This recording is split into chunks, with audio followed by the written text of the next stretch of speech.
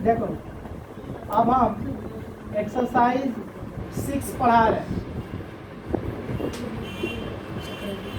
चक्रवृद्धि ब्याज, compound interest, compound interest, इसको समझा रहे हैं। शॉर्ट फॉर्म में हम लोग इसको सीआई बोलते हैं। साधारण ब्याज सिंपल इंटरेस्ट को एसआई, इसको सीआई बोलते हैं शॉर्ट फॉर्म में, है ना। ये चक्रवृद्धि ब्याज क्या है? देखो इसके पहले हम लोग चैप्टर 2 में पढ़े साधारण ब्याज। साधारण ब्याज यहाँ पे हम लोग पढ़ रहे हैं चक्रवृद्धि ब्याज। वहाँ पे जो टर्म्स थे यहाँ पे भी हम लोग उसी टर्म के बारे में हम लोग भी जानेंगे। जहाँ पे वहाँ पे जो चैप्टर के बारे में चैप्टर 2 में हम लोग मूलधन, समय, ब्याज ये सब पढ़े हैं ना, यहाँ पे भी हमको वही पढ़ना है। तो यहाँ पे भी तुमको दिखेगा मूलधन, यहाँ पे भी तुमको मूलधन दिखेगा, प्रिंसिपल इसको इंग्लिश में बोलते हैं, और इसका शॉर्ट फॉर्म तुमको ही दिया रहेगा। यहाँ पे भी हमको ब्याज दर दिखेगा, रेट ऑफ इंटरेस्ट, लेकिन यहाँ पे ब्याज दर जो रहेगा वो चक्रवृद्धि ब्याज दर रहेगा, है ना। हम लोग इसको बोलेंगे rate of interest, rate of interest मतलब आर।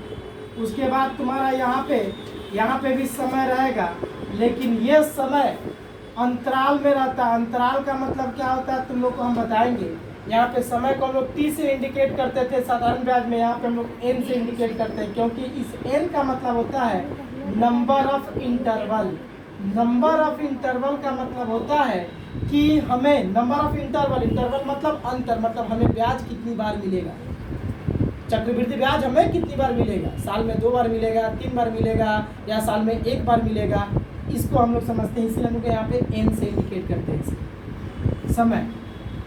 उसके बाद तुम्हारा मूलधन हो गया। उसके बाद आता है तुम्हारा क्या, चक्रवृद्धि ब्याज। जिस चैप्टर के बारे में, चैप्टर का नाम ही वही है चक्रवृद्धि ब्याज, इसके बारे में हमको समझना है। इसको हम लोग बोलते हैं कंपाउंड इंटरेस्ट, सीआई, ठीक है ना। कंपाउंड इंटरेस्ट शॉर्ट फॉर्म हम लोग इसका सीआई ही लिखते हैं। अच्छा, उसके बाद आता है एक समूल चक्रवृद्धि कहो, समूल चक्रवृद्धि कहो, या चक्रवृद्धि मिश्रधन कहो, बात एक ही है। चक्रवृद्धि मिश्रधन कहो मीन्स अमाउंट। इसका मतलब तो तुम लोग समझ ही गए होगे, चैप्टर 2 में बताए थे अमाउंट। चक्रवृद्धि मिश्रधन मतलब क्या हुआ, वहाँ पे था मिश्रधन, यहाँ पे आया चक्रवृद्धि जुड़ गया, क्योंकि चक्रवृद्धि वाला चैप्टर पढ़ रहे हैं इसीलिए चक्रवृद्धि आ गया। चक्रवृद्धि मिश्रधन जिसको बोला जाता है समूल चक्रवृद्धि। ये है क्या चक्रवृद्धि मिश्रधन, तुम लोग को हम बताए भी है। मिश्रधन वाले चैप्टर 2 में बताए थे कि मिश्रधन क्या है। तो ब्याज और मूलधन मतलब जितना रुपया हम जमा किए हैं और उस जमा किए हुए रुपये का ब्याज मेरा जितना रुपया बना है, वो दोनों मिल करके, ब्याज और मूलधन दोनों मिल करके जो रुपया बनता है, जो मिश्रण बनता है रुपए का, उसे कहा जाता है चक्रवृद्धि मिश्रधन। इसका मतलब चक्रवृद्धि मिश्रधन में हमको क्या क्या चीज़ दिया रहता है। चक्रवृद्धि मिश्रधन में मेरा मूलधन रहता है प्लस चक्रवृद्धि ब्याज रहता है। मतलब इसमें 2 चीज़ मिल करके इसका समूल चक्रवृद्धि या चक्रवृद्धि मिश्रधन बनता है, एक मूलधन और दूसरा चक्रवृद्धि ब्याज। मतलब P प्लस सी आई, वहाँ पे था P प्लस आई, चक्रवृद्धि मूलधन प्लस ब्याज, और यहाँ पे है ब्याज की जगह चक्रवृद्धि ब्याज, एक ही चीज़ है। तो देखो ये इन सभी चीज़ों को हमको पढ़ना है। सबके बारे में तुम लोग चैप्टर 2 में भी जानते हो कि मूलधन क्या है। जितना रुपया हम जमा करते हैं या जितना रुपया हम कहीं किसी से उधार लेते हैं, किसी को उधार देते हैं, वो कहलाता है मेरा मूलधन। ब्याज दर हो गया कि एक दर होता है जिस दर से हम लोग ब्याज को, एक्स्ट्रा रुपए को हम लोग कैलकुलेट करते हैं, एक दर होता है। तुम लोग को हम बताया है थ्योरी में चैप्टर 2 में वही चीज़ है कि जैसे 5% हुआ तो 5% का मतलब क्या हुआ, हर 100 रुपये में 5 रुपया ब्याज। 10% का ब्याज है, इसका मतलब हर 100 रुपये में 10 रुपया ब्याज, है ना। 20% का मतलब हर 100 रुपये में 20 रुपया मेरा ब्याज बनेगा। ये हुआ दर। तो दर क्या बताया कि हर 100 रुपये में कितना रुपया मेरा ब्याज बन रहा है। तो ये होता है तुम्हारा ब्याज दर। समय तो समझ ही गए होगे, लेकिन समय में तुम लोग को समझना है, जब हम आगे चलेंगे तो बताएंगे कि समय यहाँ पे सिर्फ समय वर्ष को ही नहीं बताता है। जैसे मान लो कि अगर हमारा ब्याज 6 महीने पे एक बार मिल रहा है, हर 6 महीने पे एक बार मिल रहा है, तो 1 साल में हमको ब्याज कितनी बार मिलेगा, 6 महीने पे, हर 6 महीने पे हमको ब्याज दे रहा है, तो साल भर में, एक साल में हमको कितनी बार ब्याज मिलेगा? 2 बार। 2 बार। अगर हमको हर 3-3 महीने पे अगर हमको ब्याज दे रहा है तो साल भर में 4 बार देगा, 9 महीने में 3 बार देगा। तो कहने का मतलब यही हुआ कि यहाँ पे समय वर्ष को लेकर के नहीं चल रहा, जितनी बार ब्याज मिलेगा उसको लेकर के चल रहा है। अगर चक्रवृद्धि ब्याज दर अगर साल भर के हिसाब से दे रहा, साल भर के हिसाब से अगर ब्याज दे रहा है, वर्ष में 1 बार दे रहा, तो 3 वर्ष में 3 बार मिलेगा, 4 वर्ष में 4 बार मिलेगा। अगर 6 महीने के अंतराल पर अगर हमको ब्याज दे रहा तो साल में 2 बार मिलेगा, 2 साल में 4 बार मिलेगा।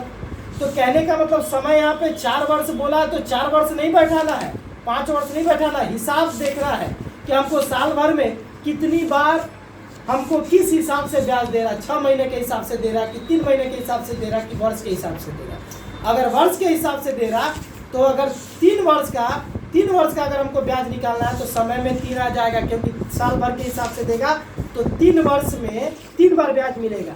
यहाँ पे समय 3 वर्ष के हिसाब से नहीं बढ़ता है, कितनी बार ब्याज मिल रहा वो समय बताएगा। 3 बार ब्याज मिला तो 3 लिखेंगे। मान लो कि तुमको 6 महीने के हिसाब से तुमको ब्याज दे रहा है, 6 महीने के हिसाब से, और तुमको बोल दिया कोई कि चलो 3 वर्ष का ब्याज निकालो, तो फॉर्मूले में जो समय रहेगा उस समय में बहुत जन क्या कर देगा, 3 पुटअप करके निकालेगा, तो गलत हो जाएगा। क्यों? तुमको 6 महीने के हिसाब से अगर ब्याज दे रहा है ना, तो 6 महीने के हिसाब से ब्याज देने का मतलब ये हुआ कि साल में 2 बार तुमको ब्याज देगा, तो 3 साल में 6 बार ब्याज देगा। तो हम क्या बोले, समय यहाँ पे अंतराल के हिसाब से रहता है, जितनी बार ब्याज मिलता है समय उसी के हिसाब से बैठता है। तो यहाँ पे 3 वर्ष में हमको कितनी बार ब्याज मिलेगा? 6 बार। तो यहाँ पे समय 3 नहीं 6 बैठेगा, समय की जगह पे 3 नहीं 6 बैठाएगा। आई बात समझ में? हमको ब्याज यहाँ पे समय में जितनी बार, चक्रवृद्धि ब्याज के केस में जितनी बार ब्याज मिलेगा वो हम लोग समय में बैठाएंगे। 3 बार ब्याज मिलेगा तो 3 बार, 6 बार ब्याज मिल रहा तो 6, 2 बार ब्याज मिल रहा तो 2, इस हिसाब से बैठाएंगे। अब चक्रवृद्धि ब्याज क्या है ये तुम लोग को, ब्याज जैसे है भाई कि हम लोग जो रुपया जमा किए हैं या किसी से रुपया उधार लिए हैं, किसी को रुपया उधार दिए हैं, तो उस रुपए के रिगार्डिंग, उस रुपए के लिए हमको जितना रुपया एक्स्ट्रा चुकाना पड़ रहा या जितना रुपया एक्स्ट्रा हम लोग दे रहे हैं या जितना रुपया एक्स्ट्रा हमको मिल रहा, वही एक्स्ट्रा रुपया हमारा ब्याज कहलाता है। लेकिन चक्रवृद्धि ब्याज का केस थोड़ा अलग है, हम लोग आगे समझेंगे। समूल चक्रवृद्धि के बारे में तो समझाई दिए कि क्या है। आई बात समझ में? वीडियो को पॉज कर दो। देखो नहीं, चक्रवृद्धि ब्याज और साधारण ब्याज, जब दोनों का हम यहाँ पे डिफरेंस समझेंगे ना, तब समझ में आएगा कि चक्रवृद्धि ब्याज क्या है और साधारण ब्याज क्या है। देखो पहले हम साधारण ब्याज के केस में हम चल रहे हैं।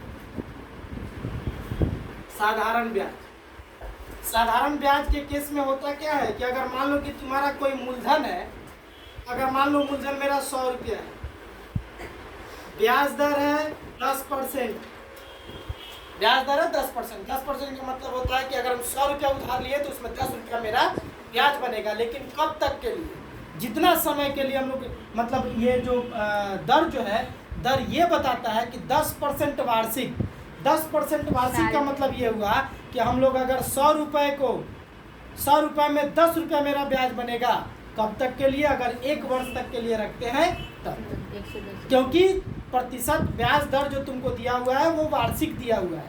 अगर बोलता 10% मासिक, तो 10% मासिक का मतलब वही हर 100 रुपये में मेरा 10 रुपया ब्याज बनेगा, लेकिन 1 महीने का। जब 1 महीना जब ड्यूरेशन कंप्लीट हो जाएगा तो उस 100 रुपये में मेरा 10 रुपया ब्याज बनेगा 1 महीने के बाद। अगर साल भर के लिए होगा तो वही 100 रुपये में मेरा 10 रुपया ब्याज बनेगा, 1 वर्ष कंप्लीट होगा तब। तो आर ये दिया मान लो 10%, टाइम मान लो हम लोग 1 वर्ष का निकाल रहे हैं, 1 वर्ष का हम निकाल के तुम लोगों को दिखा रहे हैं। अगर मान लो कि हम यहाँ पे 3 वर्ष का निकालते हैं, है ना, 3 वर्ष का, तो भी दिखा देंगे। तो 1 वर्ष का हम लोग निकालते हैं मान लो ब्याज, तो ब्याज निकालने तो फॉर्मूला P × T × R/100 ये होता ही है।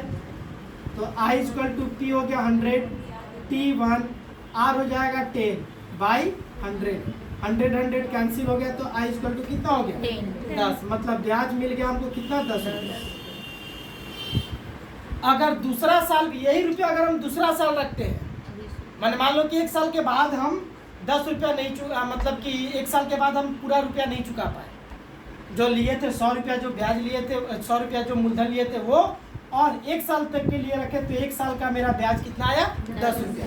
तो अगर हम लोग 1 साल के बाद अगर रुपया चुकाएंगे तो अगले को कितना देंगे, तो 100 रुपया जो लिए थे वो देंगे, और साथ ही 100 रुपये के लिए एक्स्ट्रा मनी जो लिए हैं, 100 रुपये के लिए जो एक्स्ट्रा मनी जो मेरा आया ब्याज के रूप में वो कितना आया 10 रुपया। तो हम 100 रुपया जो लिए थे वो देना पड़ेगा और उसके लिए एक्स्ट्रा मनी ब्याज के रूप में 10 रुपया देना पड़ेगा। तो टोटल हम देंगे कितना 110 रुपया। तो यहाँ पे 1 साल के बाद मेरा मिश्रधन आ जाएगा कितना, 110। तो 100 रुपया मेरा मूलधन और 10 रुपया ब्याज, टोटल हो जाएगा 110 रुपया। 1 वर्ष के बाद मेरा मिश्रधन ये आएगा। आई बात समझ में, 110 रुपया। लेकिन अगर हमारा मन किया कि नहीं हम 2 साल के बाद चुकाएंगे, तो 2 साल के बाद चुकाने का मतलब ये हुआ कि अब हमको फिर से ब्याज 1 साल का और देना पड़ेगा। अगर हम 1 साल के बाद 1 रुपया दे दिए रहते तो 100 रुपया जो लिए थे वो तो देना ही पड़ेगा, और 1 साल का जो ब्याज 10 रुपया आया वो देना पड़ेगा। अगर 1 साल और रख लेते हैं, 2 साल के लिए रख लेते हैं, मतलब 1 साल और रख लेते हैं, तो हमको फिर से और 1 साल का ब्याज हमको देना पड़ेगा। अगर 1 साल रखते तो 10 रुपया ब्याज देना पड़ता, लेकिन और 1 साल रख लेंगे तो फिर से उस 1 साल का मेरा ब्याज दूसरे वर्ष का, सिर्फ दूसरे वर्ष का 2 साल का ब्याज कितना निकल के आएगा, 20 रुपया आएगा। 2 साल का ब्याज 20 रुपया आएगा। बात को समझो, ये समझने वाला चीज है। 1 साल का ब्याज मेरा निकल के आया 10 रुपया, तो 2 साल का ब्याज 20 रुपया, 3 साल का ब्याज 30 रुपया निकल के आएगा। अच्छा, अगर हम लोग 1 वर्ष का ब्याज 10 रुपया आया, अब हम चाह रहे हैं कि नहीं सिर्फ दूसरे वर्ष का ब्याज निकालें, मतलब इस वर्ष का ब्याज मेरा 10 रुपया आ गया, फिर हम इस पैसा को हम दूसरे साल के लिए रख देंगे। तो दूसरे साल जब रखेंगे तो दूसरे साल का ब्याज हमको कितना मिलेगा, 220। सब कंफ्यूज, बात को समझो। हम अपना पैसा 1 साल के लिए रखें, फिर हमारा मन क्या है कि नहीं हम 2 साल के बाद अपना पैसा चुकाएंगे, तो 1 साल में तुम्हारा 10 रुपया ब्याज बना। अब दूसरा साल अगर तुम पैसा रख रहे हो, तो दूसरा साल अगर पैसा रखे तो क्या तुम 2 साल पैसा रख दिए, माने तुम्हारा ब्याज 2 साल दिख रहा।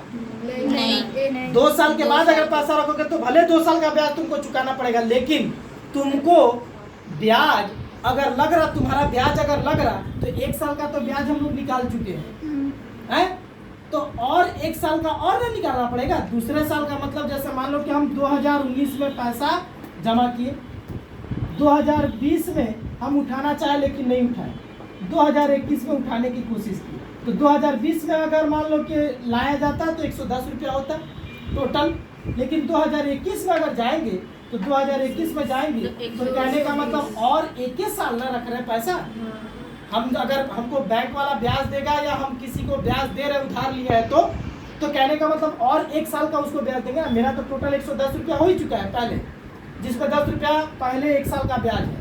फिर नेक्स्ट अगर हम लोग 2021 के लिए रुपया रखते हैं, तो क्या 2020 तक अगर 110 रुपया हुआ है तो 2021 तक और मेरा 20 रुपया ब्याज लग जाएगा। 2 साल हो रहा, 1 ही साल हो रहा, और 1 साल ही तो रुपया रख रहा है।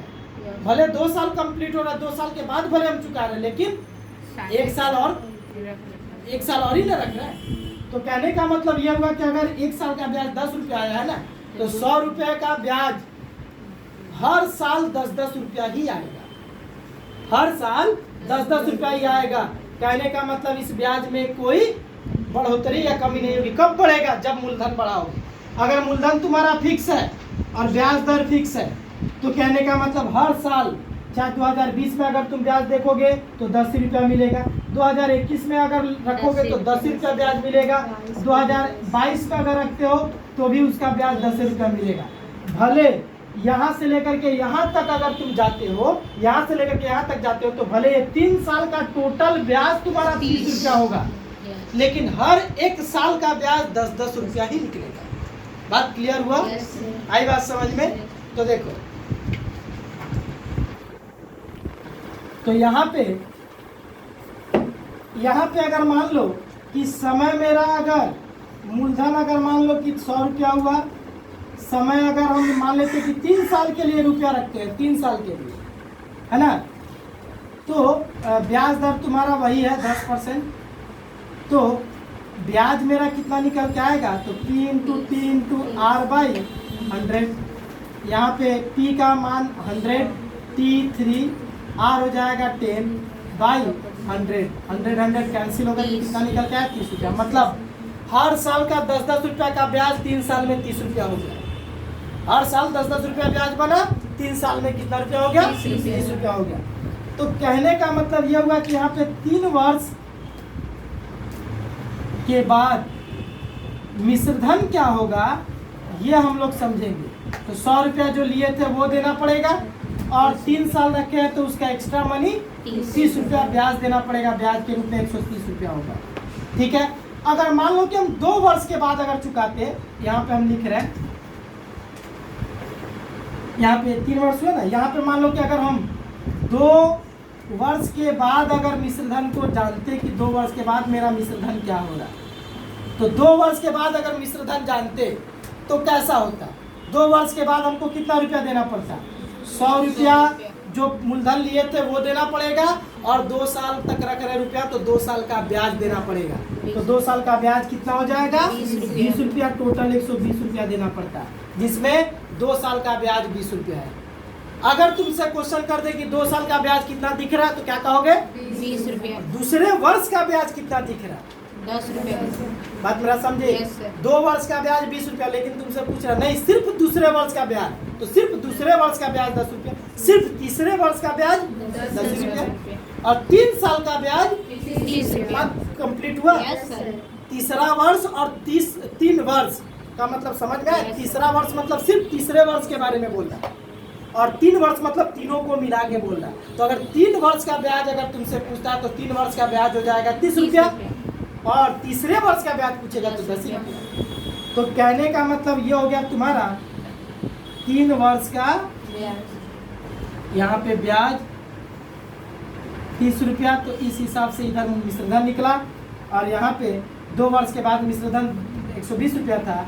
तो 2 वर्ष का ब्याज अगर तुमको दिखाना रहता तो 2 वर्ष का ब्याज हो जाएगा 20 रुपया। 1 वर्ष का ब्याज 10 रुपया, तो 2 वर्ष का ब्याज 20 रुपया। ये समझ में आया? Yes, sir. तो अगर मान लो कि अगर हम 100 रुपया उधार लिए, उस रुपए को हम क्या किए, 1 साल के बाद अगर चुकाएंगे तो 1 साल का 10 रुपया मेरा ब्याज बनेगा। 1 साल का 10 रुपया मेरा ब्याज बनेगा, और वो 10 रुपया ब्याज 1 साल के बाद अगर रुपया चुकाएंगे तो हमको टोटल 100 रुपया मूलधन और 10 रुपया उसका ब्याज 120 रुपया देना पड़ेगा। अगर मान लो कि वो पैसा हम 2 साल के बाद चुकाते हैं तो 2 साल के बाद मेरा ब्याज हो जाएगा 20 रुपया। तो सिर्फ दूसरे वर्ष का ब्याज हम 2 साल की अगर दूसरे साल के लिए भी रख दे रहे हैं तो दूसरे वर्ष का ब्याज और 10 रुपया मेरा जुट करके टोटल 2 साल का ब्याज हो जाएगा 20 रुपया। तो हमको रुपया चुकाना होगा 2 वर्ष का ब्याज 20 रुपया, जिसमें दूसरे वर्ष का ब्याज सिर्फ 10 रुपया है, और बाकी का 10 रुपया पहले वर्ष का ब्याज है।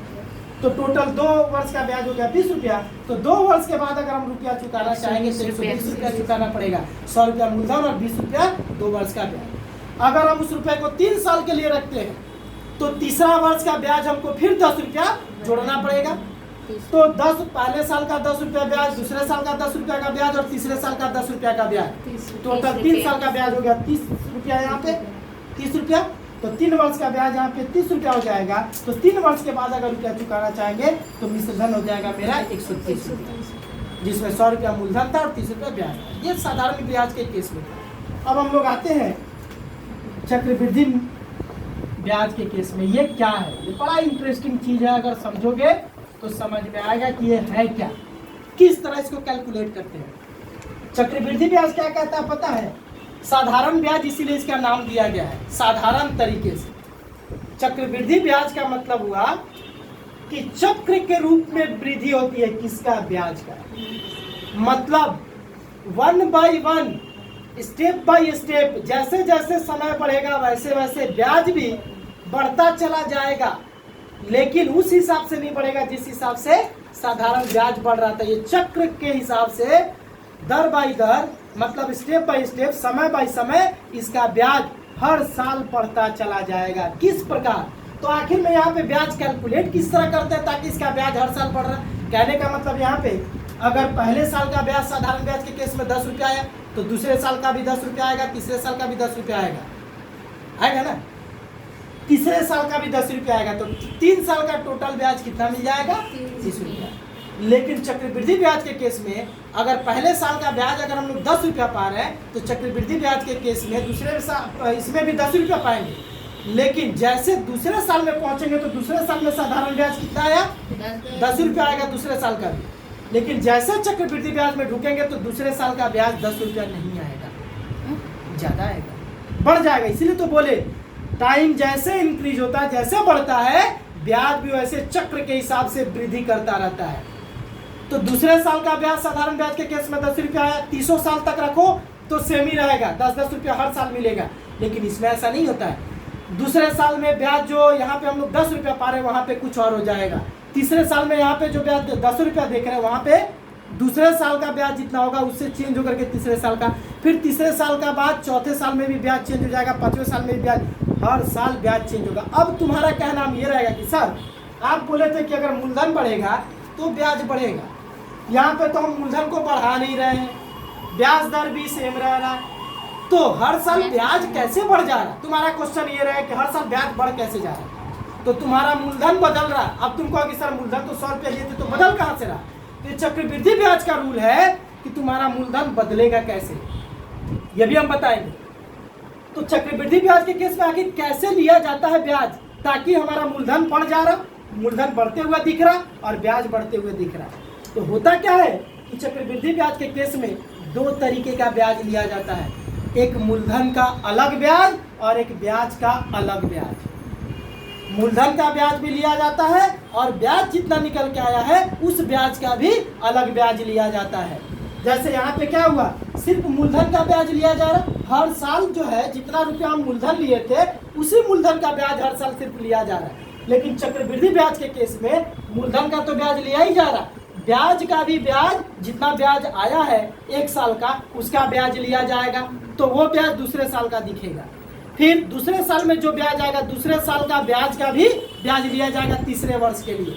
मतलब हमारा जो ब्याज आता है ना, चाहे साल भर का ब्याज दिखे, चाहे 2 साल का ब्याज, चाहे 3 साल का ब्याज, अगर मान लो कि 2 साल का ब्याज हमको जानना है तो पहले वर्ष का ब्याज दिखाना होगा। 3 वर्ष का अगर जानना है तो 2 वर्ष का ब्याज दिया वहाँ पे लिखा जाएगा। 4 वर्ष में अगर पहुंचेंगे तो 3 साल का टोटल ब्याज कैलकुलेट होकर के 3 साल का ब्याज का भी ब्याज कैलकुलेट होकर के वहाँ पे आता है। इसीलिए ब्याज हर साल बढ़ता है। यहाँ पे 2 तरीके से ब्याज लिया जा रहा, पहला मूलधन का, तो मूलधन का सिर्फ ब्याज लिया रहता तो 10 रुपया आता, लेकिन ब्याज का भी ब्याज लिया जा रहा तो मूलधन का ब्याज 10 रुपया अलग और ब्याज का भी ब्याज तो कुछ आएगा ना, तो वो ब्याज का ब्याज और मूलधन का ब्याज दोनों जुट करके दूसरे साल में ब्याज चेंज हो जाता है। आई बात समझ में? यहाँ पे चक्रवृद्धि ब्याज में 2 तरीके से ब्याज लिया जाता है, एक मूलधन का ब्याज अलग और ब्याज का ब्याज अलग। यहाँ पे सिर्फ और सिर्फ मूलधन का ब्याज लिया जाता है, इसीलिए मूलधन का ब्याज लिया जाता है, प्रिंसिपल का को ही लेते हैं हम लोग यहाँ पे इंटरेस्ट, इसीलिए हर साल का इंटरेस्ट सेम आता है। अगर यहाँ पे भी अगर ब्याज का ब्याज देखा जाए तो साधारण ब्याज नहीं कहलाएगा, चक्रवृद्धि ब्याज कहला जाएगा और हर साल उसका इंटरेस्ट जो है वो चेंज होगा। अब देखो यहाँ पे लाइन बाय लाइन हम समझा रहे हैं। जैसे मान लो कि चक्रवृद्धि ब्याज के केस में मेरा मूलधन 100 रुपया था, हम 1 वर्ष का, तो देखो अब यहाँ पे पहला साल का अगर ब्याज 10 रुपया हुआ तो दूसरे साल का ब्याज 10 रुपया नहीं होगा, इस केस में कुछ अलग होगा। क्यों? क्योंकि मूलधन का ब्याज और ब्याज का भी ब्याज लिया जाएगा, तो जाहिर सी बात है यहाँ पे अब ये 2 भागों में बढ़ जाएगा, बटेगा ना, मूलधन का अलग निकलेगा ब्याज और ब्याज का ब्याज अलग निकलेगा। आई बात समझ में?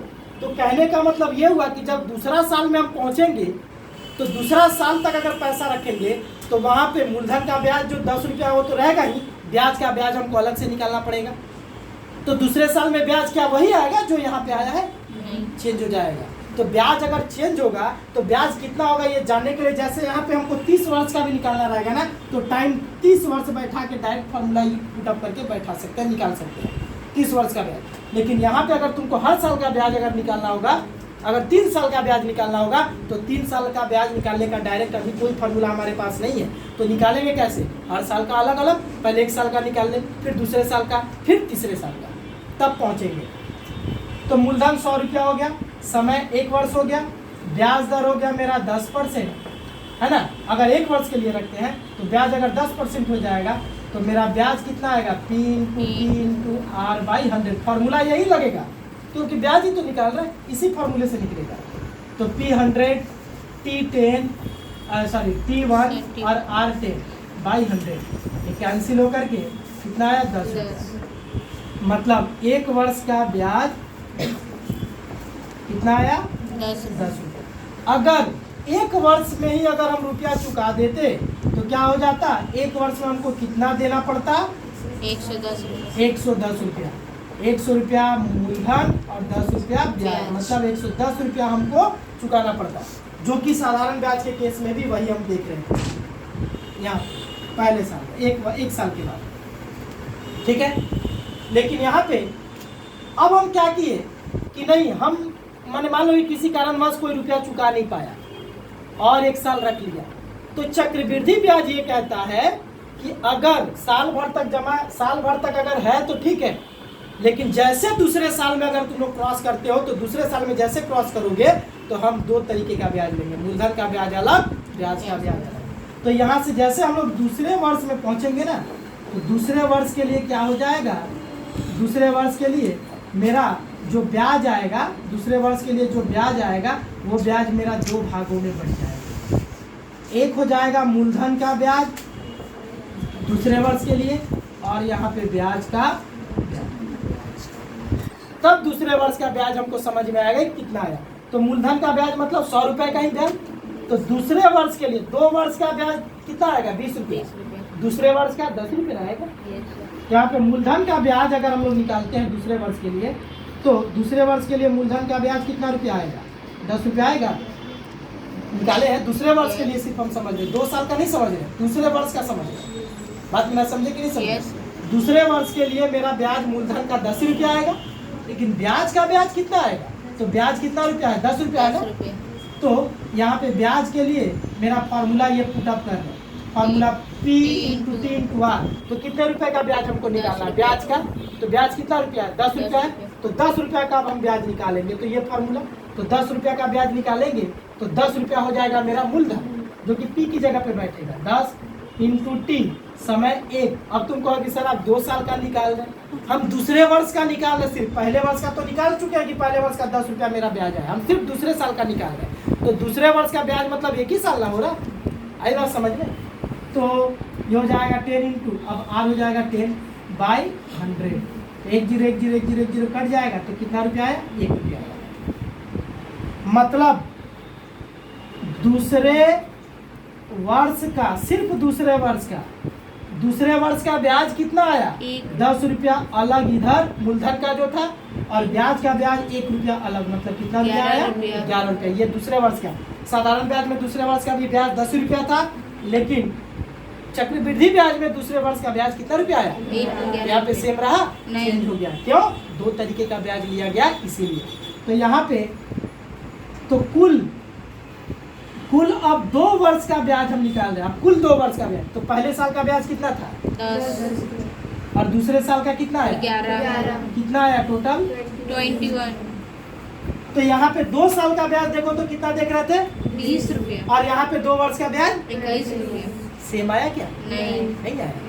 तो हम क्या बोले, जैसे चक्रवृद्धि ब्याज में जैसे हम लोग 1 साल के बाद दूसरे साल में क्रॉस करेंगे ब्याज मेरा बदलता जाता है। क्यों बदलता है समझ में आया, क्योंकि 2 चीजों का ब्याज लिया जाता है 2 तरीके से, मूलधन का ब्याज अलग, ब्याज का ब्याज अलग। आई बात समझ में कि दूसरे साल में जैसे गए तो ब्याज मेरा कैसे बदल गया, आई बात समझ में। अब बताते कि मूलधन बदलता जाता है, लेकिन कैसे वो इसको बताने के बाद बताएंगे। तो अब देखो, अगर मान लो कि हम लोग तीसरे साल में पहुंचते हैं तो तीसरे वर्ष के लिए ये क्या होगा, तो तीसरे वर्ष के लिए ब्याज हम लोग समझने जा रहे हैं। तो तीसरे वर्ष में फिर से 2 तरीके से ब्याज जाएगा, है ना। तो पहला ब्याज होगा मूलधन का ब्याज, पहला हो जाएगा मूलधन का ब्याज जो कि 10 रुपया आएगा, तीसरे वर्ष के लिए भी 10 रुपया आएगा, और दूसरा ब्याज का ब्याज, ठीक है ना, ब्याज का ब्याज। तो देखो हम ब्याज का ब्याज हम यहाँ पे स्लाइड में निकालना, समझ में आ जाएगा। ब्याज दूसरे साल का कितना है 21 रुपया है ना, फॉर्मूला ये P × T × R। तो देखो अब तुम्हारे मन में ये क्वेश्चन आया कि सर हम जब तीसरे वर्ष में पहुंच रहे हैं तो ब्याज का ब्याज जब हम लोग निकालने जा रहे हैं तो ब्याज आखिर यहाँ पे ब्याज का ब्याज किसका निकालेंगे, 11 रुपए का कि 21 रुपए का, हम क्या बोले। तुम जिस साल का निकालोगे ना ब्याज, उसके पहले वाले साल का कुल ब्याज का ब्याज निकाला जाता है। मतलब तीसरे वर्ष में पहुंचे है ना, तो 2 वर्ष का ब्याज तुम्हारा टोटल कितना था? 21। मतलब जब तीसरे वर्ष में पहुंचेंगे ना, तो 2 साल का ब्याज जितना था उस ब्याज का तुम्हारा ब्याज निकाला जाएगा। मतलब ये ब्याज अब 3 भागों में बढ़ गया। पहला पता है कैसे? 10 रुपया पहले साल का ब्याज अलग, 11 रुपया दूसरे साल का ब्याज अलग। आई बात समझ में? तो टोटल हो गया 21 रुपया। तो 21 रुपया मतलब 2 साल का ब्याज जो टोटल था उसका ब्याज यहाँ पे निकालेंगे। तो 21 इंटू टी मतलब 1 साल, क्योंकि तीसरा साल जा रहे तो 1 ही साल है वो, 3 साल तो है नहीं, तीसरे साल के सिर्फ तीसरे साल के लिए निकाले। इंटू आर हो जाएगा 10/100। ये 1 0 कट गया और कट के आएगा 21/10 मतलब 2.1 मतलब 2 रुपया 10 पैसा। तो ब्याज का ब्याज 21 रुपये का यहाँ पे लिख रहे हैं। 21 रुपया का ब्याज यहाँ कितना हम लोग पाए? 2 रुपया 10 पैसा। ठीक है, तो यहाँ पे जगह नहीं है, वीडियो पोस्ट कर दो। अभी स्टार्ट दूसरे वर्ष का ब्याज जो आया वो 21 रुपया आया है ना। अच्छा, और तीसरे वर्ष में जैसे पहुंचे तो फिर से मेरा वो ब्याज 2 रुपयों में बढ़ गया, मूलधन का ब्याज और दूसरे वर्ष के ब्याज का ब्याज। तो दूसरे वर्ष का नहीं, 2 साल के ब्याज का ब्याज। दूसरे वर्ष का ब्याज तो 11 रुपया है। तो देखो जब तीसरे वर्ष में हम लोग आते हैं ना, तो ये फिर ब्याज 2 भाग में बढ़ जाता है। पता है? 2 भाग में। पहले साल का ब्याज जो 10 रुपया था उसका अलग ब्याज निकलेगा। 11 रुपया जो दूसरे वर्ष का ब्याज आया उसका अलग ब्याज निकलेगा। तो 11 रुपया और 10 रुपया दोनों का ब्याज अलग निकला, मतलब टोटल 21 रुपया का ब्याज। इसीलिए हम लोग डायरेक्ट एक ही बार में 2 वर्ष का ब्याज यहाँ पे निकालते हैं, है ना। धीरे धीरे वृद्धि होता है। जैसे हम लोग एक साल में है तो ठीक है, 2 साल में जाएंगे तो 2 टो हो जाएगा, जब 3 साल में जाएंगे तो फिर 2 टो होगा, लेकिन ब्याज वाला पार्ट 2 भागों में बढ़ जाएगा। पहला साल दूसरा साल। फिर जैसे 4 साल में जाएंगे ना, चौथे वर्ष में, तो फिर से ये 2 टो हो जाएगा, लेकिन तीसरा ये जो ब्याज है ना ये 3 भागों में बढ़ जाएगा। पहला साल, दूसरा साल, तीसरा साल। तो क्या हो रहा है देखो, तो लाइन बाय लाइन चक्र की तरह वृद्धि हो रहा है, चक्र वृद्धि। और ये क्या निकाल रहे हैं हम लोग? ब्याज। इसीलिए इसका नाम है चक्र वृद्धि ब्याज। आई बात समझ में? अब देखो यहाँ पे टोटल हम लोग को मिल गया तीसरे वर्ष का ब्याज। अब हम लोग यहाँ पे लिख रहे हैं कि तीसरे वर्ष का ब्याज कितना है। तो तीसरे वर्ष का ब्याज मतलब कौन सा ब्याज? चक्रवृद्धि ब्याज। ओके, चक्रवृद्धि ब्याज। तो क्या है देखो, 10 रुपया सिर्फ तीसरा साल का निकाल लेते। तीसरा साल का मूलधन का ब्याज 10 रुपया अलग था, और 2 रुपया 10 पैसा तीसरे साल का ब्याज, 2 वर्ष का ब्याज अलग था। तो टोटल हो गया मेरा 12 रुपया 10 पैसा। तो अब अगर हम लोग जाने कि 3 वर्ष का कुल ब्याज कितना हुआ, 3 वर्ष का कुल ब्याज, तो पहले वर्ष का ब्याज, दूसरे वर्ष का ब्याज, तीसरे वर्ष के ब्याज को जोड़ देंगे तो पता चल जाएगा। तो पहले साल का ब्याज नो डाउट 10 रुपया था, दूसरा साल 11, तीसरा साल 12 रुपया 10 पैसा। देखो तो दूसरा साल का ब्याज, पहला साल का 10 रुपया था, दूसरा साल 11 रुपया हुआ, मतलब ब्याज 1 रुपया बढ़ गया। फिर से ब्याज बढ़ गया। पहले वर्ष की तुलना में ब्याज 2 रुपया 10 पैसा बढ़ा, और दूसरे वर्ष की तुलना में 1 रुपया 10 पैसा बढ़ा। क्लियर है? ब्याज धीरे धीरे बढ़ रहा है। अच्छा, तो टोटल हो जाएगा ये तुम्हारा जुट करके 35 रुपया 10 पैसा। हम लोग 3 वर्ष का कुल ब्याज अलग तरीके से भी निकाल सकते हैं। पता है कैसे? 2 साल का कुल ब्याज कितना था? 21 रुपया। टोटल 2 वर्ष का ब्याज 21 रुपया था, उसमें तीसरे साल के ब्याज को जोड़ दिया जाए तो तीसरा साल का ब्याज था 12 रुपया 10 पैसा। तो टोटल हो जाएगा 33 रुपया 10 पैसा। ये हो गया हमारा 3 वर्ष का कुल ब्याज। तो अगर ये हो गया तुम्हारा 3 वर्ष का कुल, 2 वर्ष का यहाँ पे ब्याज था। तो अगर मान लो कि अगर हम लोग 2 वर्ष के बाद अगर हम लोग रुपया चुकाते, टोटल रुपया अगर चुकाते, तो 2 वर्ष के बाद मिश्र धन हमारा कितना होता? अगर मान लो कि 2 ही वर्ष के बाद अगर हम रुपया चुका रहे, तो 2 वर्ष के बाद मेरा कितना रुपया मेरा बनता मिश्र धन? तो देखो 100 रुपया जो मूलधन लिए थे वो अलग, साथ ही साथ 2 साल का टोटल ब्याज, 2 साल का ब्याज कितना है? 21 रुपया। कितना आया? 121 रुपया। यहाँ पे हम कहीं लिखे तो शायद 121 रुपया, जो भी है, ठीक है ना। फिर अब हम लोग अगर मान लो कि 3 वर्ष के बाद अगर हम लोग मिश्र धन को समझें तो 100 रुपया जो टोटल हमारा मूलधन था वो, और 3 साल का कुल ब्याज 33 रुपया 10 पैसा, तो टोटल हो जाएगा 133 रुपया 10 पैसा। मतलब बात समझ में आया? तो 2 वर्ष के बाद हमारा मिश्र धन आया 121 रुपया, जो कि साधारण ब्याज के केस में 120 रुपया था। 3 वर्ष के बाद मेरा मिश्र धन आया 133 रुपया 10 पैसा, जो कि साधारण ब्याज के केस में 130 रुपया था। तो लगातार क्या हो रहा? बढ़ रहा। तो कहने का मतलब साधारण ब्याज और चक्रवृद्धि ब्याज में क्या है? लगातार साधारण ब्याज की वृद्धि होती है, चक्रवृद्धि ब्याज की वृद्धि होती है। मतलब हम लोग सिर्फ क्या देख रहे हैं, यहाँ से हम लोग 3 साल तक निकाल लिए, 3 साल तक के लिए हम लोग क्या चीज़ पा रहे हैं? क्या पाए? पहले वर्ष का साधारण ब्याज और चक्रवृद्धि ब्याज पहले वर्ष का दोनों का सेम था, 10-10 रुपया था, देखे थे। जब दूसरे वर्ष में गए तो 2 वर्ष का साधारण ब्याज 20 रुपया हुआ, लेकिन 2 वर्ष का साधारण ब्याज चक्रवृद्धि ब्याज 21 रुपया हो गया, 1 रुपया बढ़ गया। मतलब सेम सिर्फ एक ही वर्ष तक के लिए रहा।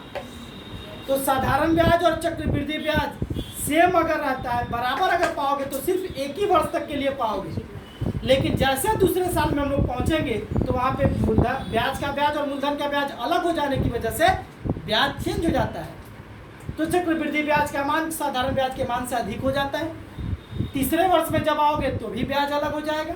आई बात समझ में? तो सिर्फ साधारण ब्याज और चक्रवृद्धि ब्याज एक वर्ष के लिए सेम रहता है, बाकी किसी भी वर्ष के लिए समान नहीं रहेगा।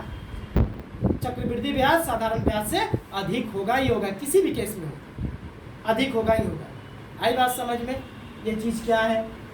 अब तो ये चीज क्या है ये तुम लोग को समझ में आ गया। अब देखो, अगर हम लोग यहाँ पे हम क्या किए, मूलधन का ब्याज और ब्याज का ब्याज दूसरे साल के लिए, तीसरे साल के लिए हम लोग अलग अलग निकालें।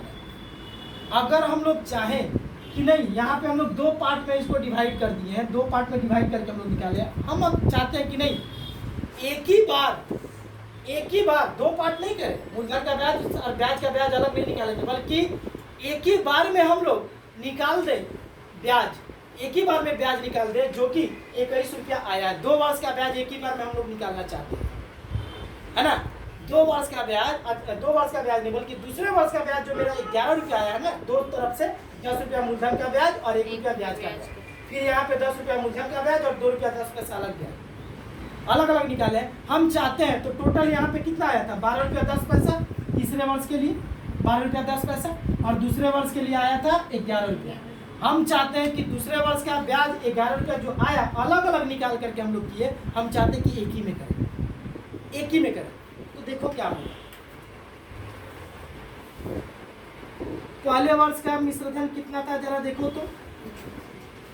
पहले वर्ष का मिश्र धन हमारा 110 रुपया था ना। हम क्या किए हैं, 10 रुपया का मूलधन अलग निकाले हैं, ब्याज का ब्याज अलग निकाले हैं। तो ब्याज पहले वर्ष का कितना था? 10 रुपया था। तो ये 100 रुपया का ब्याज अलग निकाले हैं मूलधन का, और 10 रुपया का ब्याज अलग निकाले। तो टोटल हम कितने रुपए का ब्याज निकाल दिए? 110 रुपया का। जैसे दूसरे वर्ष में हम गए तो दूसरे वर्ष में ब्याज 2 रुपये में बढ़ गया, मूलधन का ब्याज अलग, ब्याज का ब्याज अलग। तो मूलधन 100 रुपया था, उसका ब्याज अलग, और ब्याज जो 10 रुपया था उसका ब्याज अलग। तो 100 रुपया का ब्याज अलग निकाले और 10 रुपया का ब्याज अलग निकाले। टोटल कितने रुपए का ब्याज निकाल दिए? 110। अगर हम देखें कि 110 रुपया का ब्याज एक ही साथ निकाले, 2 अलग अलग बांट करके नहीं, एक साथ निकाले, तो देखते हैं कि कितना आता है। तो पहले वर्ष का मिश्र धन 110 रुपया हुआ। इसको हम लोग दूसरे वर्ष के लिए हम इसी को मूलधन मान करके चलते हैं। दूसरे वर्ष के लिए मूलधन 110 रुपया। तो देखो क्या होगा, तुम्हारा ब्याज निकलेगा दूसरे वर्ष के लिए, दूसरे वर्ष का ब्याज आई निकाल रहे हैं, ठीक है ना। तो क्या हो जाएगा, 110 3 to 3 to r फॉर्मूला। तो p की जगह पे 110, t की जगह पे 1। अब तुम कहोगे सर आप 2 वर्ष का निकाल रहे, नहीं, दूसरे वर्ष मतलब एक ही वर्ष, इंटू r हो जाएगा 10 बाई 100। 1 0 1 0 कट गया, 1 0 1 0 कट गया, कितना है देखो तो 11 रुपया है। फिर तो 2 वर्ष का मिश्रधन टोटल हम लोग कितना पाए थे? 121 रुपया पाए थे ना। 2 वर्ष का मिश्रधन हम लोग टोटल यहाँ पे कितना पाए थे? हम 121 रुपया। हम तीसरे वर्ष का ब्याज निकालने जा रहे हैं। तीसरे वर्ष का ब्याज मेरा कितना आया था? 2 रुपया 12 रुपया 10 पैसा आया था, है ना। तो हम देखते हैं कि 2 वर्ष का जो मेरा मिश्रधन है उसको जब तीसरे वर्ष में जब पहुंच रहे, तो तीसरे वर्ष के लिए अगर हम लोग इसको मूलधन मान ले, तीसरे वर्ष के लिए अगर इसी को मूलधन मान ले और इसी को मूलधन मान करके हम लोग ब्याज निकालें, क्योंकि देखो टोटल तीसरे वर्ष में जब पहुंचे हैं तो 100 रुपया का ब्याज अलग निकाले हैं और 2 वर्ष का ब्याज जो 21 रुपया आया था उसका ब्याज अलग निकाले। तो 100 रुपया का अलग और 21 रुपया का अलग, टोटल 121 रुपया का निकाले हैं। तो हम लोग तीसरे वर्ष में 121 रुपया का निकालते हैं, देखते हैं कि कितना आता है। रिम झिम ध्यान दो। तो क्या हो गया? P into T into R. P की जगह पे 121, T की जगह 1, R की जगह 10 बाई 100। 1010 कट गया तो ये हो जाएगा 121/10, मतलब 12 रुपया 10 पैसा। देखो तो आया कि नहीं आया? Yes sir. इसका मतलब क्या हो रहा? अब यहाँ से क्लियर साफ है। क्या साफ है? तुम लोग को बताए थे कि मूलधन बदलता है। कैसे बदला? पहले वर्ष में हम 100 रुपया मूलधन रखे थे, लेकिन जैसे दूसरे वर्ष में चक्रवृद्धि ब्याज को कंप्लीट करने गए, चक्रवृद्धि ब्याज को देखने गए, तो दूसरे साल में पहले वर्ष का जो तुम्हारा मिश्रधन था वो दूसरे वर्ष के लिए मूलधन बन गया। पहले वर्ष का जो मिश्रधन था वो दूसरे वर्ष का क्या बन गया? मिश्रधन बन गया। आई बात समझ में? दूसरे वर्ष का क्या बन गया? मिश्रधन बन गया। और दूसरे वर्ष का जो मिश्रधन था वो तीसरे वर्ष के लिए मूलधन बन गया। आई बात समझ में? मतलब हर साल का, यहाँ पे हर साल का जो तुम्हारा मिश्रधन है वो ठीक उसके बाद वाले साल के लिए मूलधन बन जाएगा चक्रवृद्धि ब्याज के केस में। तो देखो हर साल मूलधन बदला कि नहीं बदला? पहले वर्ष मूलधन 100 रुपया था, दूसरे वर्ष के लिए तुम्हारा मूलधन, पहले वर्ष का मिश्रधन तुम्हारा 110 रुपया हुआ, तो दूसरे वर्ष के लिए मूलधन कितना हो गया? 110 रुपया। फिर दूसरे वर्ष का जो तुम्हारा मिश्रधन था वो तीसरे वर्ष के लिए मूलधन बन गया। अब तीसरे वर्ष का जो मिश्रधन होगा, तीसरे वर्ष का मिश्रधन कितना है? 133 रुपया 10 पैसा। अब ये चौथे वर्ष के लिए मूलधन बन जाएगा, है ना। तो ये हो गया तुम्हारा 12 रुपया 10 पैसा। बात समझ में आया? तो कहने का मतलब ये हुआ कि हर साल तुम्हारा मूलधन क्या हो रहा? बदल रहा। पहला वर्ष मूलधन अगर 100 रुपया माने थे तो दूसरे साल मूलधन 110 रुपया हो गया, तीसरे साल मूलधन 121 रुपया हो गया, चौथे साल मूलधन कितना हो जाएगा? 133 रुपया 10 पैसा, क्योंकि चौथे साल के लिए मूलधन ये बनेगा। तो बात को समझो, हर साल का जो मिश्रधन है वो उसके बाद वाले साल के लिए, हर साल का जो मिश्रधन है वो उसके बाद वाले साल के लिए मूलधन बनता है। इसी तरह चक्रवृद्धि ब्याज कैलकुलेट होता है। बोलो बात समझ में आया कि नहीं आया? यहाँ पे तो मेरा मूलधन था 100 रुपया, इसका पूरा क्लियर थ्योरी समझ गए। अब लाइन बाय लाइन इसको कैसे कैलकुलेट करते हैं ये अब तुम लोग को समझा रहे हैं। ये मान लो कि मूलधन है तुम्हारा 100 रुपया, समय 1 वर्ष, क्योंकि देखो ये चक्रवृद्धि ब्याज अगर तुम्हारे पास फॉर्मूला नहीं है तो 3 साल का अगर चक्रवृद्धि ब्याज तुमको निकालना है तो तुमको लाइन बाय लाइन तुमको आना पड़ेगा, मतलब हर 1 साल का कैलकुलेट करना पड़ेगा। अभी फॉर्मूला पता नहीं है, फॉर्मूला जब दिखा देंगे तो तुम लोग 3 साल का एक बार ही निकाल सकते हो, एक डायरेक्ट निकाल सकते हो फॉर्मूले के सहायता से। अभी फॉर्मूला नहीं पता, अभी सिर्फ थ्योरी बता रहे, थ्योरी के हेल्प से फॉर्मूला मिलेगा और तब जा करके हम लोग उसी फॉर्मूले के हेल्प से सम बनाएंगे। तो समय 1 वर्ष है, फिर ब्याज दर था मेरा 10% वार्षिक एनुअली, तो यहाँ से मेरा इसका ब्याज निकलेगा P into T into R by 100, ये फार्मूला है। तो ये हो जाएगा तुम्हारा P 100 इंटू टी हो जाएगा 1 और R 10 बाई 100।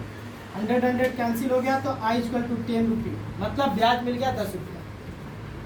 चक्रवृद्धि ब्याज के केस में हम समझ गए। तो अगर 1 साल के बाद रुपया चुकाना होता तो जो 100 रुपया मेरा मूलधन है वो और 10 रुपया ब्याज दोनों दे करके चुका देते, 110 रुपया में मेरा काम कंप्लीट हो जाता। तो पहले वर्ष के लिए मिश्रधन मेरा क्या आया, अमाउंट क्या आया पहले वर्ष के लिए अमाउंट, तो 100 रुपया जो मेरा मूलधन था वो और 10 रुपया इंटरेस्ट 110 रुपया। लेकिन हम क्या किए कि नहीं, कुछ मतलब कि प्रॉब्लम आ गया दूसरे साल के लिए भी ये पैसा हम रख लिए, 2 साल के बाद पैसा हमको देना हो, चाहे किसी से लेना हो, तो क्या होगा कि अब ये 2 भागों में बढ़ जाएगा।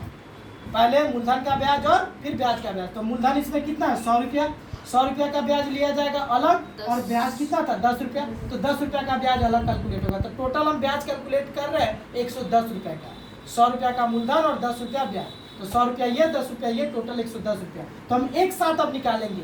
कहने का मतलब ये जो तुम्हारा 110 रुपया है, ये 110 रुपया क्या है, 100 रुपया मूलधन है और 10 रुपया ब्याज, ये मिश्रधन हुआ। तो पहले वर्ष का मिश्रधन अब जब दूसरे वर्ष पे जब हम पहुंचेंगे ना, तो दूसरे वर्ष के लिए ये मूलधन बन जाएगा। पहले वर्ष का जो मिश्रधन है वो दूसरे वर्ष के लिए वो मूलधन बन जाएगा 110 रुपया। मतलब देखो मूलधन तुम्हारा चेंज हुआ ना, ब्याज के कारण चेंज हुआ, क्योंकि ब्याज का भी ब्याज लिया जा रहा है इसीलिए।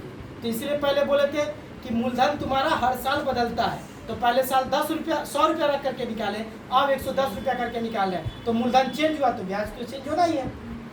तो दूसरे वर्ष के लिए मूलधन 110 रुपया। तो यहाँ पे जब दूसरे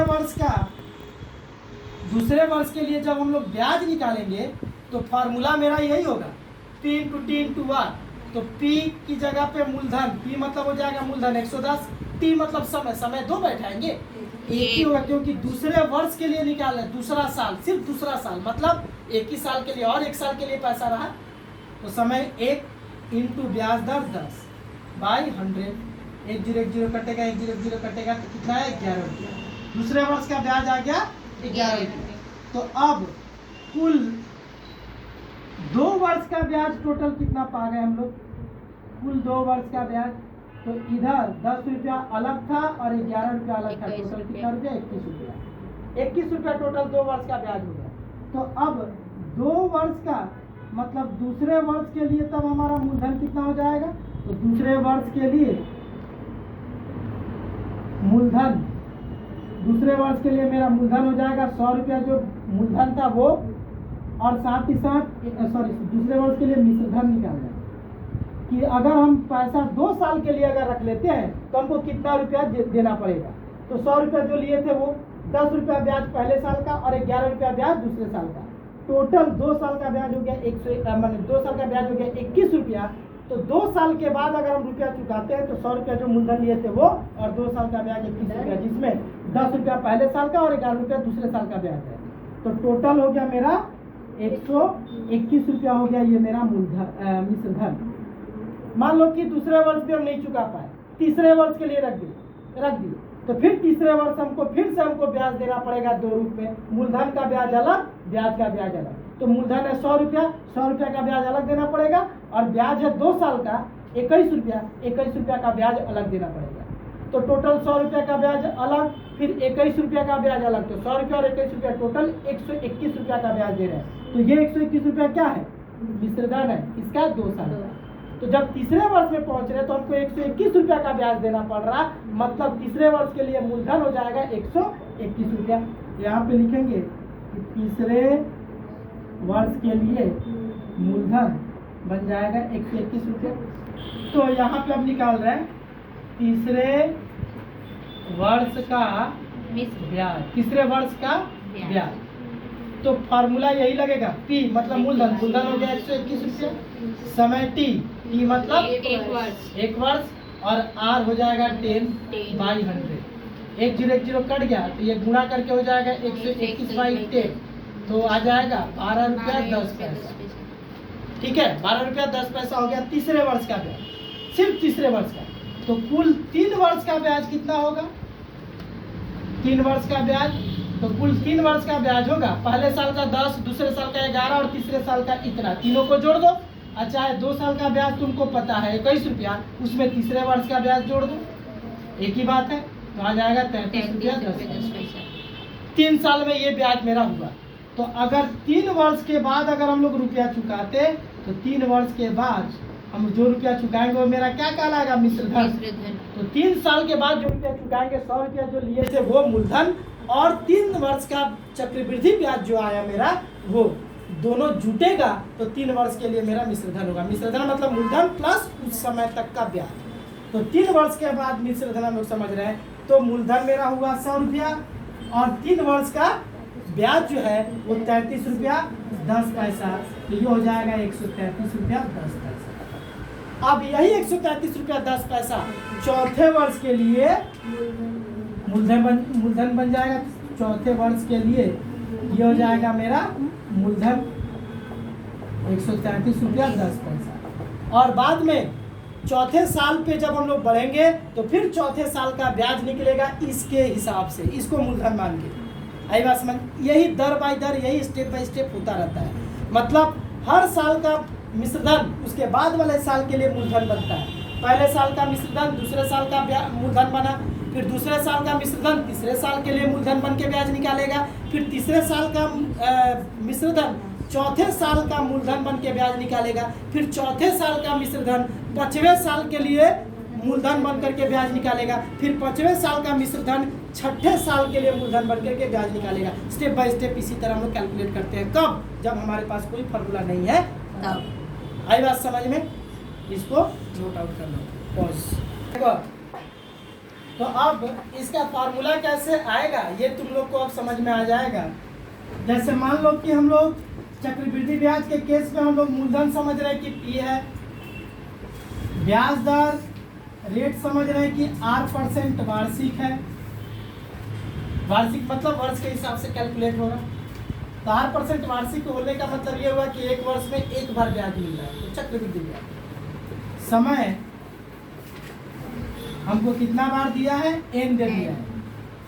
समय N, अगर साल में एक बार ब्याज मिल रहा है तो 4 साल में 4 बार मिलेगा, मतलब N वर्ष में N बार हो जाएगा। तो समय N हो गया। अब हम लोग जानना चाहते हैं कि इसका फार्मूला क्या है। देखो चक्रवृद्धि ब्याज निकालने का डायरेक्ट फार्मूला नहीं आता है। जैसे साधारण ब्याज में फार्मूला डायरेक्ट आ गया I = P × T × R/100, यहाँ पे डायरेक्ट फार्मूला नहीं आता। यहाँ पे एक दूसरा फार्मूला बनता है, वहाँ से हम लोग चक्रवृद्धि ब्याज को समझ पाते हैं, कंपाउंड इंटरेस्ट को समझते हैं। तो क्या है, हम लोग अभी थ्योरी समझ गए हैं, हमारे पास कोई फार्मूला नहीं है। फार्मूला अब हम उत्पन्न करने जा रहे हैं, लेकिन हमारे पास एक थ्योरी है। क्या निकालने का? ब्याज निकालने का फार्मूला है। क्या हम लोग जानते हैं कि हर साल का जो ब्याज आता है वो मूलधन के साथ जुड़ करके मिश्रधन बनता है। तो हर साल का मिश्रधन दूसरे साल के लिए मूलधन बनता है, और वो मूलधन फिर उस साल के लिए ब्याज निकालता है। तो हर साल का मिश्रधन उसके बाद वाले साल के लिए मूलधन बन करके ब्याज कैलकुलेट होते जाता है। अभी इसके पहले जस्ट वीडियो में जो समझाया। तो देखो क्या है, यहाँ पे हम पहले वर्ष का पहले हम क्या निकाल रहे हैं? ब्याज निकाल रहे हैं। पहले वर्ष का ब्याज मतलब एक वर्ष का। तो फॉर्मूला हो जाएगा मूलधन इंटू समय इंटू दर, मतलब P × T × R/100, यही। तो मूलधन P, समय T, दर R/100, ये हो जाएगा PTR/100। ये क्या आ गया? पहले वर्ष का ब्याज आ गया।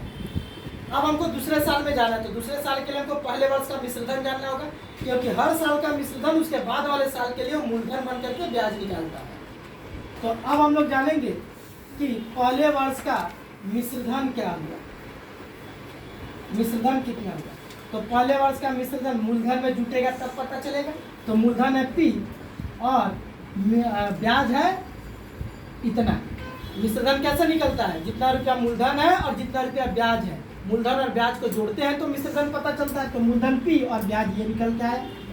इन दोनों में देख रहे हैं क्या कि मेरा P कॉमन जा रहा है, यहाँ भी P यहाँ भी P, तो कॉमन ले ली। तो कॉमन ले लेने से यहाँ बच जाएगा 1 प्लस यहाँ पे समय को N लेकर के चले थे ना, तो N यहाँ पे बैठाते हैं। सॉरी, समय को N क्यों लिए? एक साल के लिए ना निकाल रहे हैं, पहले वर्ष को निकाल रहे हैं, एक साल का निकाल रहे हैं। या तो सारा वर्ष बाई वर्ष का कैलकुलेट करेंगे ना, तो एक साल का निकाला है। तो समय N वर्ष है, लेकिन डायरेक्ट N साल का नहीं निकालेंगे। N साल का निकालोगे तब तो वो तो N वर्ष का डायरेक्ट साधारण ब्याज निकलेगा। N वर्ष तक पहुंचने के लिए 1 साल, 2 साल, 3 साल, 4 साल, 5 साल, 10 साल, तब N साल, एक साल का निकलता है। तो एक साल के पहले वर्ष के लिए निकाले तो यहाँ पे पहले वर्ष का मूलधन हो जाएगा, समय हो जाएगा 1, तो ये हो जाएगा PR/100। यहाँ से P कॉमन जाएगा, यहाँ पे हो जाएगा 1, P कॉमन गया तो यहाँ बच गया 1, कुछ नहीं बचा तो प्लस यहाँ पे बच जाएगा R, नीचे 100। ये हो गया क्या? पहले वर्ष का मिश्रण। अब जब दूसरे वर्ष में जब हम लोग पहुंचेंगे, दूसरे वर्ष के लिए जब कैलकुलेट करेंगे तो पहले वर्ष का मिश्र धन दूसरे वर्ष के लिए मूलधन बन जाएगा। मूलधन बन जाएगा कितना हुआ, P into 1 plus R by 100, ये हुआ। आई बात समझ में। अब दूसरे वर्ष के लिए मूलधन हुआ, तो जब दूसरे वर्ष का जब हम लोग जाएंगे तो दूसरे वर्ष का मूलधन ये हो गया, तो अब इस रुपए का ब्याज दूसरे वर्ष में देखा जाएगा। तो दूसरे वर्ष के लिए मूलधन ये हुआ, तो तीसरे वर्ष का अब हम दूसरे वर्ष का हम ब्याज निकालने जा रहे हैं कि दूसरे वर्ष का ब्याज कितना होगा तब। तो जो मूलधन होता है दूसरे वर्ष का वही उसका उसी से ब्याज निकलेगा, पहले वाले में समझाएंगे। तो दूसरे वर्ष के लिए मूलधन ये हो गया, तो अब इसी मूलधन का मेरा ब्याज निकलेगा P into 1 plus R by 100। देखो फॉर्मूला यही लगेगा, मूलधन गुणे समय गुणे दर। तो मूलधन हो गया ये, समय कितना लगेगा, दूसरे साल के लिए निकाल रहे हैं तो दूसरे वर्ष के लिए मतलब एक ही वर्ष का निकाल रहे हैं, तो समय 1 इंटू दर, दर हो जाएगा R बाई 100, ये हुआ। तो P और R यहाँ जो दिख रहा ये दोनों इंटू कर गया, P और R, तो P और R इंटू करके हो जाएगा PR into 1 plus R by 100 by 100। ये P और R सब गुणा कर गया, 1R P इंटू करके PR 1 प्लस R बाई 100, और ये नीचे 100 जैसा था वैसे रहा। ये क्या हुआ, दूसरे वर्ष का ब्याज हुआ। अब दूसरे वर्ष का जब ब्याज होगा तो कुल 2 वर्ष का मतलब दूसरे वर्ष के लिए 2 वर्ष के लिए मिश्रधन तब क्या हो जाएगा ये जानेंगे। अगर 2 वर्ष के बाद अगर हम लोग रुपया चुकाना चाहते हैं तो मेरा मिश्रधन क्या होगा।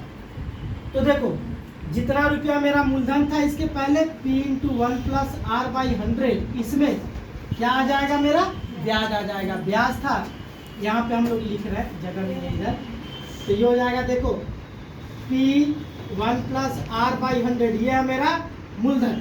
इसी मूलधन में जब ब्याज को जोड़ेंगे तब ना मिश्रधन पता चलेगा। तो मूलधन ये रहा दूसरे साल के लिए। अब दूसरे साल का जो तुम्हारा ब्याज निकल के आया, ये ब्याज जब इस मूलधन के साथ जोड़ेंगे तो 2 वर्ष का टोटल मिश्रधन बताएगा। तो जोड़ दो PR into 1 plus R by 100 by 100, ठीक है।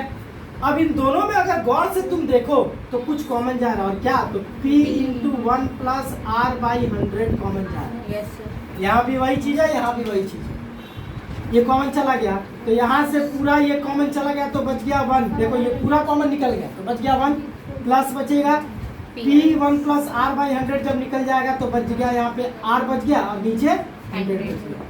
क्लियर हुआ। तो अब देखो एक ही संख्या 2 टाइम इंटू कर रही है, यस सर। एक ही संख्या 2 बार इंटू कर रही है, तो ये हो जाएगा P into 1 plus R by 100 का पावर 2 लिख सकते हैं कि नहीं। Yes sir. ये क्या निकल के आया, 2 वर्ष का मिश्रधन निकल के आया। P into 1 plus R by 100 का पावर 2। अब तो जब 2 वर्ष का मिश्रधन ये हो गया, तो अगर तीसरे वर्ष में जब ढुकेंगे तो यही हो जाएगा तुम्हारा क्या, तीसरे वर्ष का मूलधन। तो तीसरे वर्ष का मूलधन हो गया P बाहर रहेगा, P into 1 plus R by 100 का पावर 2, ये हो गया मूलधन। अब तीसरे वर्ष का मूलधन ये हो गया, तो जब तीसरे वर्ष का जब ब्याज निकालेंगे तो तीसरे वर्ष का ब्याज हो जाएगा इसी मूलधन का ब्याज निकलेगा। तो यहाँ पे हम लोग निकाल रहे हैं, देखो तो क्या हो जाएगा, फार्मूला मेरा लगेगा यही, मूलधन, तो मूलधन ये हो गया इंटू समय, तो समय एक ही ना होगा तीसरे साल का, 1 इंटू दर R बाई 100, तो ये हो जाएगा तुम्हारा इंटू करके P1 और R इंटू करके हो जाएगा PR into 1 plus R by 100 का पावर 2 बाई 100। ये क्या निकल के आया, तीसरे वर्ष का ब्याज निकल के आया। अब अगर तीसरे वर्ष का ब्याज ये निकल के आया, अगर हम तीसरे साल के बाद अगर रुपया चुकाना चाहें तो ये हो गया मूलधन, इस मूलधन में जो ब्याज निकल के आया इसको जोड़ देंगे, तो तीसरे वर्ष का मिश्रधन अब यहाँ पे हम निकाल रहे हैं। तो देखो मूलधन जो था उस मूलधन के साथ हम लोग इस ब्याज को क्या कर देंगे, जोड़ देंगे, जोड़ दिए। अब क्या होगा देखो, तो बाई 100, ठीक है। अब देखो तो इन दोनों में है ना, ये कॉमन जा रहा है, ये और ये पूरा का पूरा कॉमन निकल जा रहा है, तो ले लो कॉमन। तो p into 1 plus R by 100 whole square common चला गया, तो जो बच गया उसको अलग ब्रैकेट में लिखेंगे। तो यहाँ से क्या बच गया 1 plus p into 1 plus R by 100 whole square common निकल जाने से यहाँ पर जाएगा r बाई 100। ठीक है बचा। तो अब देखो ये दोनों एक साथ इंटू कर रहा ना, ये तो जब इंटू कर रहा तो इसका पावर इंक्रीज हो जाएगा। देखो p into 1 plus R by 100 का होल पावर 3, इसका पावर 2 और इसका पावर 1, कितना हो जाएगा होल पावर 3। आई बात समझ में। तो अब तो एक वर्ष का मिश्रधन मतलब पहले वर्ष का मिश्रधन हम लोग निकाले थे। तो पहले वर्ष का मिश्रधन अगर देखो तो वहाँ पे लिखे हैं p into 1 plus R by 100 लिखे थे। 2 वर्ष का जब हम लोग मिश्रधन जब लिखे तो 2 वर्ष का मिश्रधन हमको मिला p into 1 plus R by 100 का पावर 2 दिखा होगा। तीसरे वर्ष का जब मिश्रधन हम लोग निकाले तो p into 1 plus R by 100 का पावर 3 मिला। लास्ट में एकदम सबसे लास्ट 1 वर्ष का मिश्रधन निकाले इतना है, 2 वर्ष का निकाले इतना है, 3 वर्ष का निकाले इतना है। मतलब क्या है जानते हो, जादू आ रहा। क्या 1 वर्ष का मिश्रधन निकाले तो p into 1 plus R by 100, इसके ऊपर पावर कुछ नहीं मतलब 1 है। 2 वर्ष का निकाले तो सेम वही चीज है, पावर 2 हो गया।